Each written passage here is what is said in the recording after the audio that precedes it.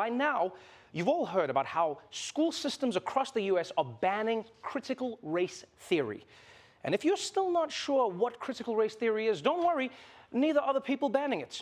Now, the state of Florida has announced that it's officially begun its purge of all things CRT, but some of the targets have taken people by surprise. The Florida Department of Education is making waves after rejecting 41% of submitted math textbooks because of touchy and prohibited subjects. The state says more than 50 of those books include references to critical race theory, among other things like Common Core, and therefore are prohibited under the new standards. CRT teachings, they were banned from Florida's classrooms last year. Orange County Classroom Teachers Association President Wendy Dormel says she's baffled. I can't imagine what is in a math textbook that would indoctrinate a child. I'd really love to see some of these rejected books and see what they highlighted. Yeah, so would I.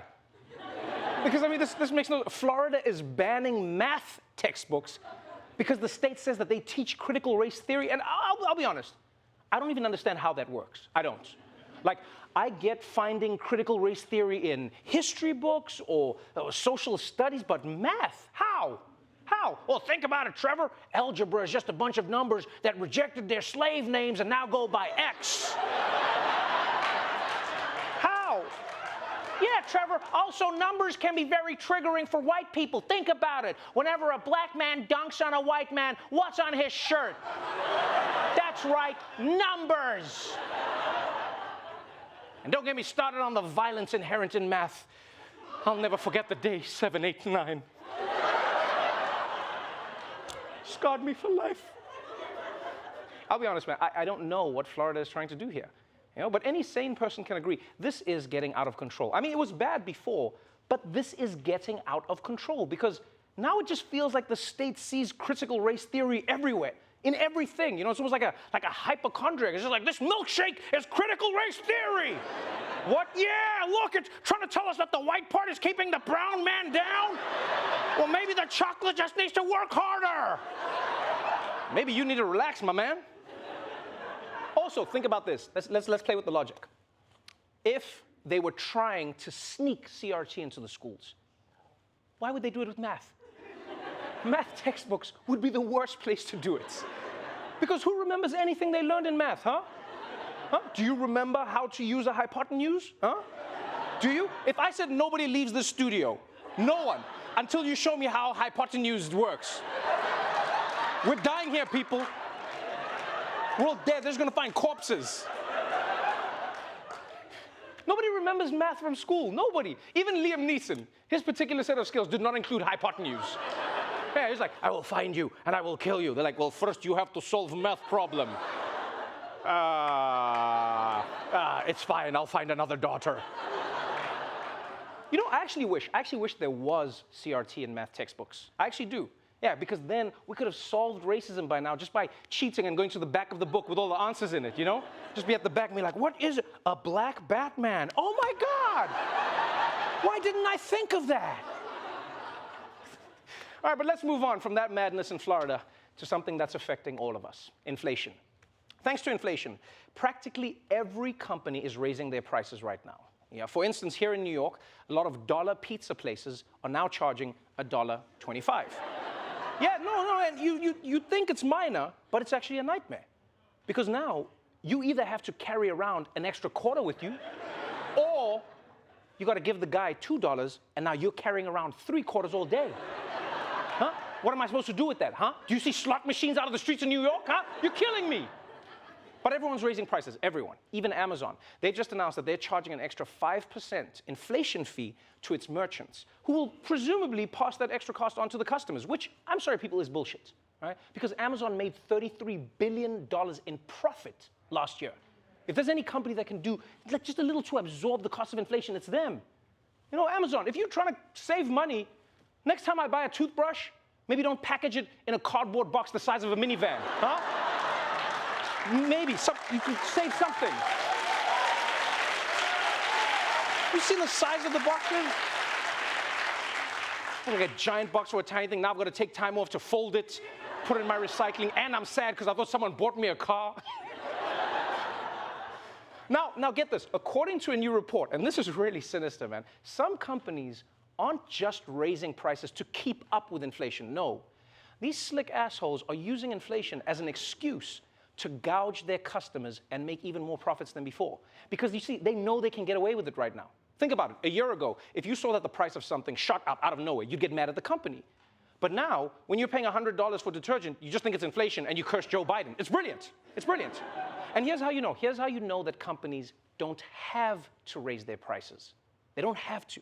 Because one company is refusing to, and they're still getting rich. You go to the supermarket, you look just around, and you know that nearly all products are getting more expensive, except AriZona iced tea. The beverage is staying 99 cents a bottle, regardless of the rising inflation costs. The company's founder and chairman says he is not budging on price on principle. The company is privately owned. The owner is absorbing the higher costs of everything, including the aluminum that the iced tea is in, and they're making cuts in other areas. Don Voltaggio, Arizona's 70-year-old founder and chairman, told the Los Angeles Times, quote, "I don't want to do what the bread guys and the gas guys and everybody else are doing. Consumers don't need another price increase from a guy like me." Yeah. That's exactly what I'm talking about, you see? You don't have to squeeze every lost dollar out of your customers. This guy's keeping his product 99 cents despite inflation, and he even puts it on the can so that the store can't mark it up. Yeah, as opposed to Florida iced tea, which does not put its price on the can because those numbers are critical race theory. And you know, it's so rare to see a company that's just like, you know what, we make enough money. Yeah, we don't need our customers to suffer. I bet Snapple could do that too if they didn't waste so much money researching those dumb facts. Guys, I'm here to fill my body with a month's worth of sugar, not to learn. Don't put information on the inside. I got a sugar high. And let me tell you something. If this AriZona iced tea company can do this, then a company like Amazon has no excuse. Yeah. In fact, you know what I think? I think we should all boycott Amazon. Yeah, and only order like 3 things a day instead of 5. Yeah. Make them feel the pain. And obviously, if you need something, you should still order it. I mean, no matter what. There's no need to run out of bubble bath bombs. That goes without saying. But aside from that, total boycott of more than 3 things per day. Yeah, I should put activist in my bio. All right, and finally, this was a big weekend, a really big weekend for a lot of people all over the world. Because you see, you had Easter, Passover, and Ramadan all at the same time. Yeah, it was basically the Coachella of religion. And if you celebrate Easter, you probably know that it marks the end of Lent, a 40-day period when many Christians give up a personal pleasure or a luxury as a form of spiritual devotion. And typically, people who observe Lent, they give up something like sweets or alcohol. But this year, one church came up with a much more innovative form of sacrifice. A church in Illinois fasting from whiteness to observe Lent. Lent, of course, a Christian tradition that involves giving up something for 40 days ahead of Easter. And First United Church of Oak Park chose to give up white music, meaning they aren't playing any music written by white people. The church released a statement saying that the goal was to lay aside usual frames of reference and open the floor to voices of Black people, Indigenous people, and people of color. This has been a season of the best church that I can remember. Oh, man. Oh, you can see his face like the best ever. That's right, Reverend. Of course, this was the best season. You guys were rocking out to Black music this whole time. Of course it was. Yo, what seems like a more fun church service? This?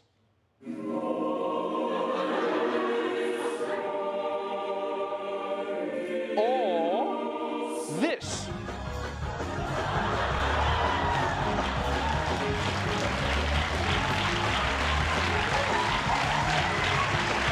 See? You feel the spirit right now.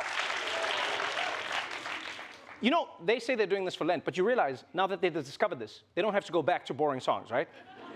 No, you don't have to. They said it was the best. The Reverend said this is the best service they could remember. So why change it? Make all your music Black music. Yeah, I mean, just be careful, though. Just be careful. Not every Black song works in church. gobble me, swallow me, drip down the side of me. Whap, whap, whap, whap, wet ass pussy. Ha, ha, ha, ha.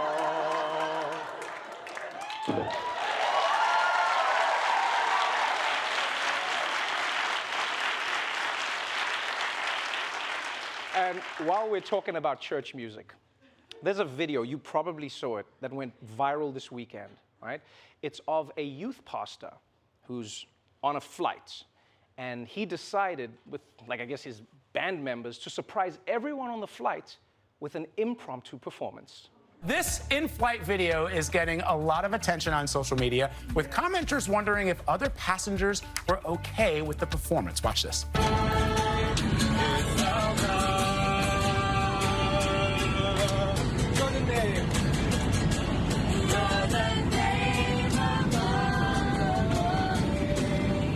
A youth pastor shared this video of a group of people singing Christian songs earlier this month, obviously on a plane. Of course, everybody zeroed in on this one dude. Let's just see the picture of the man.